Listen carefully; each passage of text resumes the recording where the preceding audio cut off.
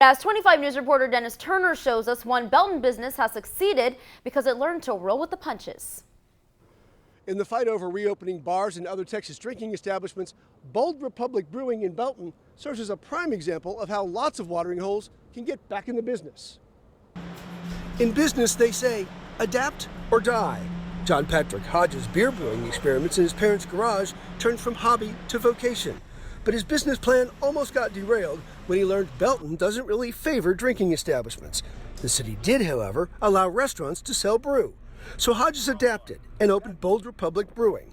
We never really knew, the food side. We weren't restaurateurs, we were brewers. We decided to go ahead and embrace the kitchen. He found food helped boost beer sales more than he'd ever dreamed. He'd offered beer to go and even sold several dozen cans a week. Then, everyone's business plan came crashing to earth when the coronavirus hit. To-go service kept him open, barely. Once it changed, the pandemic hit, we started putting about 1,200 cans a week through our canner. And it was really amazing, though, because the community response was so great. He eventually opened back up as his restaurant classification allowed. Now, as bars and other brew pubs fight it out in court, and one Austin area brewer prints the governor's phone number on every can in a dangerous poking of the bear, Hodges has begun making money again, gradually, by adapting more, with table service at fewer tables. To keep people contained at the table, offering to-go cups, so we're not having to wash and reuse glassware. We've been using gloves. He's not getting rich, but he keeps 9 people employed, and he pays the bills. That's more than the other guys can do right now, making a bold statement that adapt or die is a real thing. We were fortunate that we were already licensed basically as a restaurant. We have a blue gun sign on our door, which a lot of people in the industry have red gun signs. So a twist of fate and a family-friendly business plan gave Bold Republic an edge during a pandemic that's given very few businesses any advantage at all. In Belton, Dennis Turner, 25 News. Dennis, thank you. So what exactly is the difference between a tap room and a bar? A tap room typically is a place to taste and sample product from a microbrewery that produces its own beer in-house, and a bar serves spirits, beer, and wine from multiple brewers. Their products are distributed from a wholesaler. As Texas businesses continue to rebound from the pandemic, local bars are still being forced to find inventive ways to stay open. Some are applying for a food and beverage certificate. With that, a bar can reopen as long as alcohol only makes up 50% of its revenue. Bars hope that the reclassification can be a long-term reopening solution. Governor Abbott says he could potentially reopen bars once coronavirus metrics significantly improve. He says the state's positivity rate would need to drop below 10% for a while, and hospital numbers would also need to come down.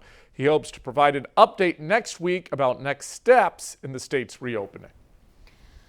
Let's get a first check of weather this evening. Chief Meteorologist Matt Hines is here. And Matt, not that far to our north, they're getting a lot of rain right now. They are in the Dallas-Fort Worth area, starting to pour there, and those thunderstorms not too far away from central Texas, bordering Bosque County right now, back through Hamilton and Hill counties. We do have one little shower near Prairie Hill, one northeast of Corsicana, and a couple east of Centerville. So we're starting to see the atmosphere slowly change here across our area. The main complex, though, is developing off to our northwest, and that will continue to move more to the northeast. But as that cool air from those thunderstorms rushes out, what we call outflow, that will start to turn this complex into central Texas later on tonight. There is a flash flood watch in effect. It does include Bosque, Hamilton, and Mills counties. Hard to believe we're in a severe drought and we're talking about a flash flood watch. That's how things can change here in central Texas. It can change on a dime for us. Our Extra Co Eagle Eye taking a look at Lake Waco and the Twin Bridges. Still hazy, still hot out there. Temperatures into the 90s, even 100 in Meridian, 97 Bryan, College Station, 99 Temple, and 96 Killeen. And those temperatures looking like that. Wow, it feels like 110 in Marlin currently, but hopefully this is the last day we see that here across central Texas. The latest in your forecast, which includes rain, coming up. All right, Matt, we'll see you in a minute. Let's take a look at the latest COVID-19 numbers here in Central Texas in the Brazos Valley from the Tracker Desk tonight.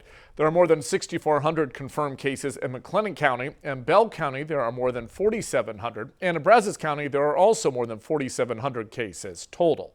Of those, over 1,900 are active in McLennan County. More than 4,400 people have recovered. In Bell County, there are more than 500 active cases and nearly 4,300 recoveries. And in Brazos County, there are more than 550 active cases with over 4,100 recoveries. Across the larger state, there are just over 633,000 confirmed cases now. Of those, about 93,000 are active. More than 507,000 people have recovered. Baylor Scott and White Health has a new way to check in with kids who have been diagnosed with COVID-19, and it's all without leaving your home. Parents can sign up for the digital at-home monitoring program on Baylor Scott and White's website or the app. A nurse will check in with the child through text message twice a day for 14 days. They will then determine if the child's symptoms are worsening or if other steps should be taken. We wanted a quick way to identify what we call in the medical community decompensation. So you're getting sick too quickly, to make patients know that they are supported and to help them get help quickly if they didn't feel better. Now, the digital at-home monitoring program has been available to adults since May. This is a free service and you don't have to be a current Baylor Scott and White patient to sign up. Killeen ISD is back in the classroom and trying to prevent the spread of COVID-19. Coming up, what some parents had to say about the district's restart. Plus, how Killeen is getting help from Temple ISD to handle internet bandwidth.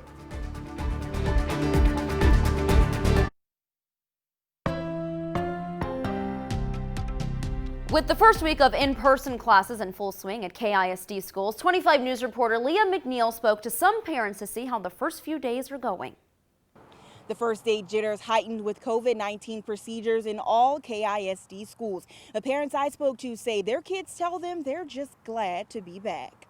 Not having that, warm and fuzzy meet the teacher kind of day that you normally would have, that was, we just prayed a lot and gave it to God. With 6 kids returning to in-person learning, Billy Bob Bridges says some of his kids are still trying to adjust to a few of the changes. I think the disappointing thing was when they, everybody wants to socialize at lunch, they had to sit, separated. So that was something that they were, didn't really enjoy that. She was telling me at the middle school that she was like, Mom, did you know they're sanitizing between every single class? After the first day, Rebecca Moon got a full report from her 2 kids. Moon says she feels KISD has been transparent with what they are doing to keep everyone safe. Communicating clearly, we know what's happening, we know what the expectations are.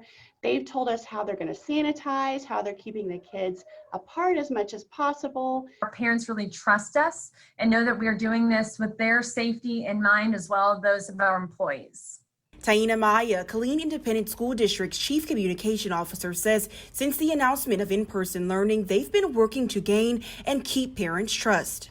Classrooms had probably anywhere from 5 children to up to 17 children that I could see in the different schools that I was in and able to observe myself. All of those children, though, were within a safe distance of each other with their face masks on and excited to really begin learning. But in order for everyone to stay safe, Maya says it's going to be a team effort. We need to make sure that our kids are healthy when they're coming back, and if maybe they just seem a little sluggish, it might be okay for them to engage in virtual learning that day versus coming in person, because we don't want to take any risks. If your kid's sick, keep them at home. That's key. I'm trusting all of the parents to make that great decision by sending my kid, and I'll do the same for you. Some parents are concerned with communication from the district. One parent in particular saying she wishes the school district would communicate better with special needs parents and the resources they have available. Leah McNeil, 25 News, Killeen.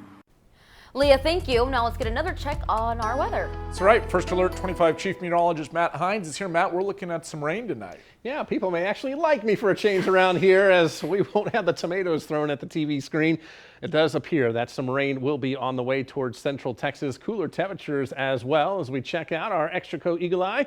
Downtown Waco, it's 99, feeling like 107. We told you that change wasn't going to happen today, and it definitely hasn't. It's still quite hot out there, but we are starting to see more of those cumulus clouds starting to pop up, and that is going to eventually lead to some thunderstorm chances. But today we did it again, 25 days of 100+ degree heat. That's 5 in a row, and we're now above average by 1 day. And hopefully this will be the last time we see this graphic for a while, or maybe for the rest of the season. Sometimes we can hit 100 in September, so I'm not going to say it's totally gone, but the pattern change is definitely starting to happen. Widespread rains right now from southern Oklahoma down into the Dallas-Fort Worth area, where they could see up to 6 to 8 inches across parts of the Metroplex for tonight. Then that complex of thunderstorms will eventually start to work its way down to the south. The culprit's back here across New Mexico. That is going to be diving through Texas. But here's the thing.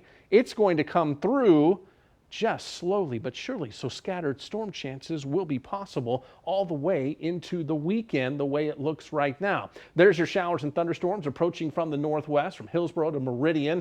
And again, most of this is moving off to the northeast right now, but as it forms that complex of thunderstorms, it will shift down to the south later on for tonight. And our rain chance is sitting at 70% on Wednesday, 50% Thursday and Friday, 40% Saturday, and some isolated storms Sunday and Monday. And then next week, well, that's a whole other nice thing to talk about. And we'll get to that in the 10-day. As we check out our future track, there's your thunderstorms through 10 o'clock, mainly across our far northwestern areas, but then starts to dive on in as we head through the morning hours. So by 6:30, 7 o'clock, we may have a wet commute for you out there. And then as we get into the midday hour, looks like things will slowly start to taper off going into the late afternoon. So it's not an all-day rain, but hopefully we'll get some rain out of that. And then more scattered showers and thunderstorms will be possible as we head into Thursday. Again, this will be on and off shower and thunderstorm potential as we make our way toward the end of the week. And when you see this, this is not all going to fall at one time. 1 to 3 inches in general, likely here across central Texas, with some 3+ inch totals possible. Don't want you to focus on each individual city and what it says. It's mainly saying along and west and northwest of I-35, that's where the heaviest of the rain will be. It'll be lighter as you head farther to the east and then down toward Bryan College Station. Probably not nearly as much as what we'll see across the northwestern parts of the area. So let's take a look at our 10-day forecast. 85 degrees, 70% chance of showers and thunderstorms tomorrow, 90 on Thursday, 87 Friday. And again, scattered showers and storms. Will it rain at your house every single one of those days? Probably not, but the rain will be in the area. Then we get to the weekend, holiday weekend here. Temperatures do heat back up, but hopefully we have a stronger cold front by the middle part of next week. All right, Matt, I will take it. 2 important benefit programs have been extended to help those in need during the pandemic. Coming up, how both of those programs will help people get food. Plus, an update on Governor Abbott's car registration waiver. Tags keep on expiring across the state. We'll have much more next.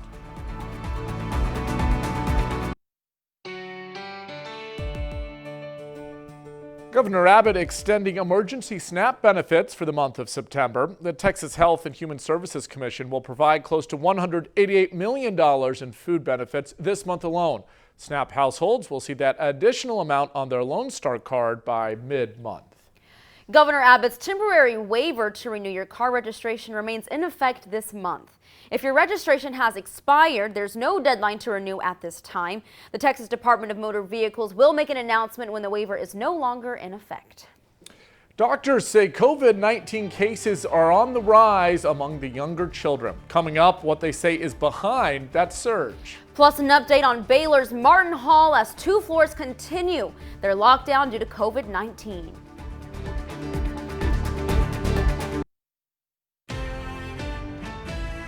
The number of COVID-19 cases is going up sharply among children. Children now account for nearly 10% of all cases, according to new numbers from the American Academy of Pediatrics.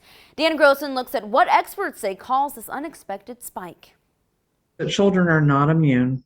Children can get this disease. Some children can get very sick from this disease. American Academy of Pediatrics President Dr. Sally Goza has been a frequent face these past few months as we navigate this pandemic. I mean, it does look, it's scary looking. But as one of the leading experts in her field, even she has to take pause when considering recent numbers that show COVID cases in children have more than quadrupled compared to other age groups. When we first started with this, we were saying that children were about 2% of all the cases. So they're now 9.5%. So we are seeing an increase in the number of children that are cases. Since May 21st, COVID cases in children have increased more than 700%, while the total number of cases has risen 270%.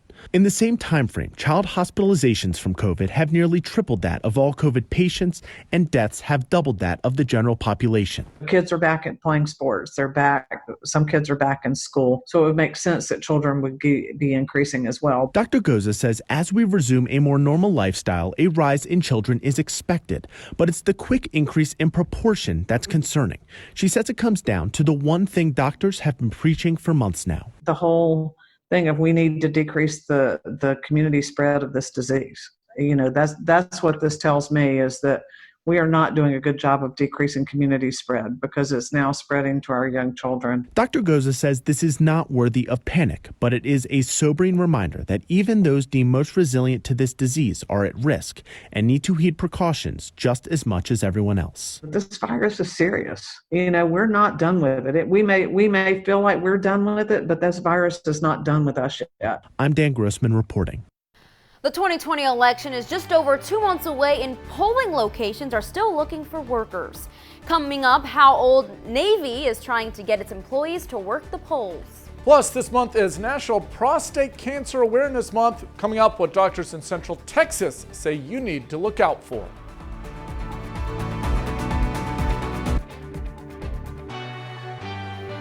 Thanks for joining us. Here's a look at some of our top stories from the 6 o'clock half hour. Bell County is scrambling to find a new elections administrator after the